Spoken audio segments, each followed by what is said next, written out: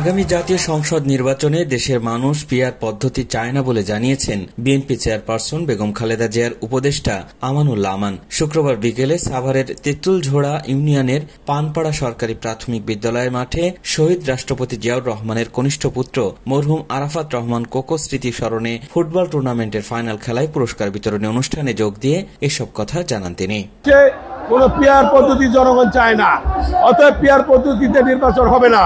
জাতীয় সংসদ নির্বাচন যেটা মাননীয় প্রধান উপদেষ্টা ঘোষণা করেছেন সেভাবে নির্বাচন হবে ইনশাআল্লাহ।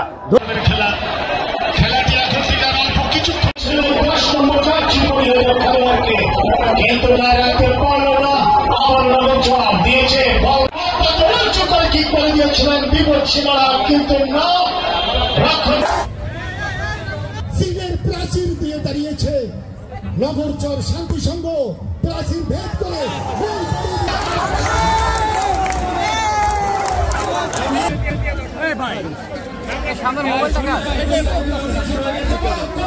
পিছন